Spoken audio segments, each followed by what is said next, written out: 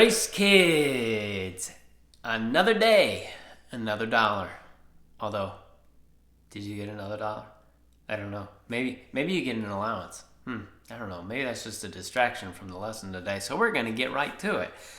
We're going to talk about the Red Sea crossing today. Maybe you've heard about this before. If so, don't tune me out. Stay tuned. We're going to get through this and talk about God parted the Red Sea for his people to cross.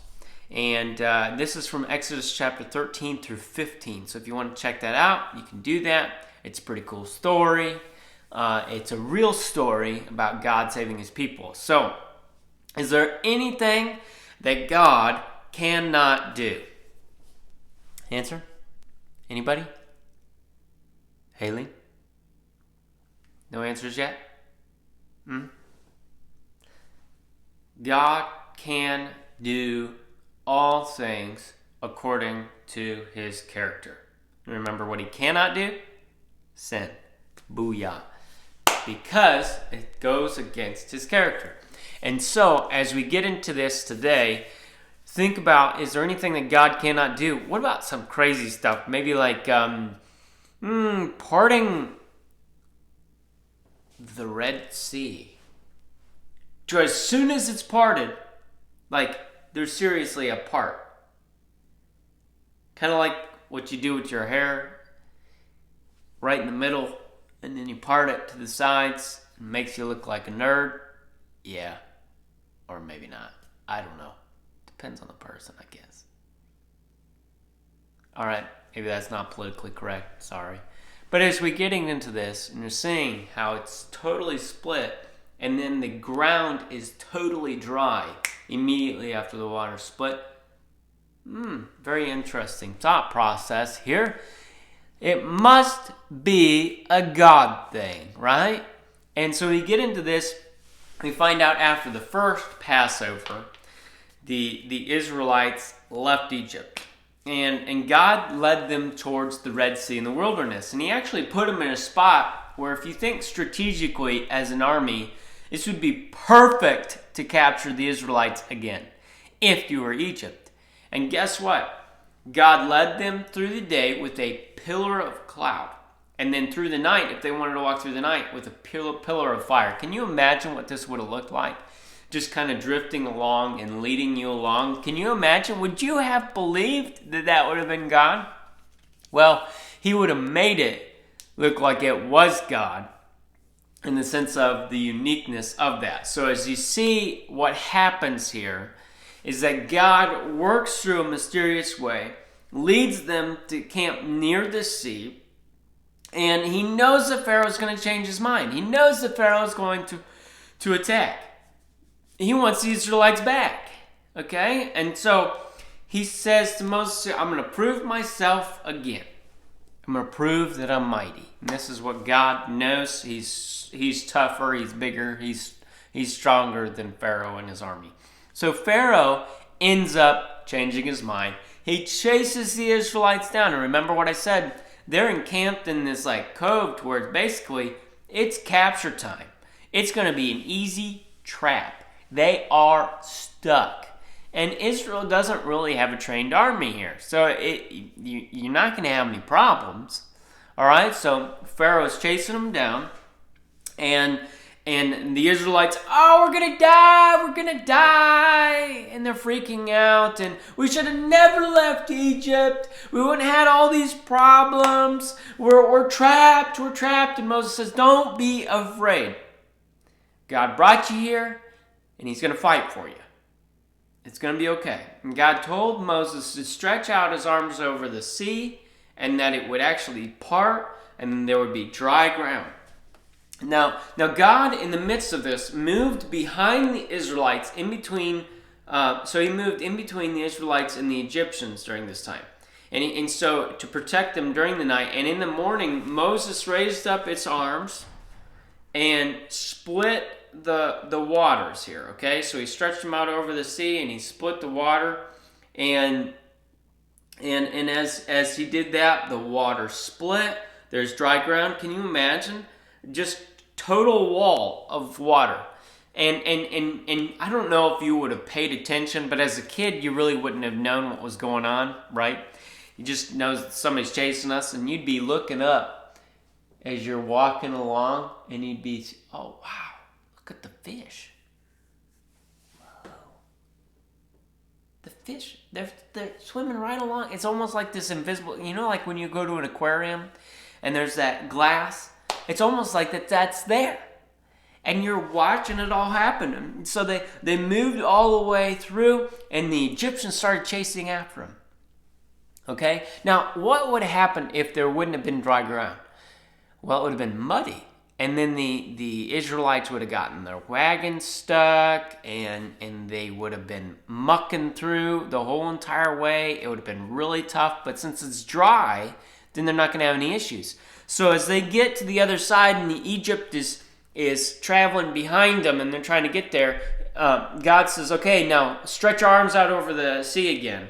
And so Moses does it. As soon as Israel's safe, he does this, and the waters smash right back onto the Egyptians and kills them all.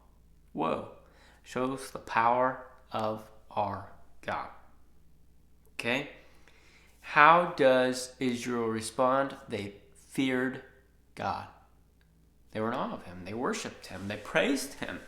They said, the Lord is my strength and my song. He has become my salvation. They recognized that God had rescued them. Wow. What did it take for them to believe that God was bigger than Pharaoh? This right here. You thought that it would have been the plagues.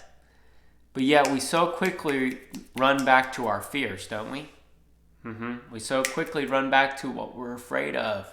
And then we don't think that our God is bigger than the boogeyman.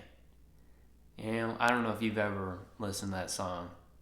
God is bigger than the boogeyman. VeggieTales? Oh, anyway, you can look that up later. But as you get into this, how does Christ correlate with all of this? Just like it says in Hosea 13:4. Yet I am the Lord thy God from the land of Egypt, and thou shalt know no God but me, for there is no Savior beside me. God rescued his people from Egypt.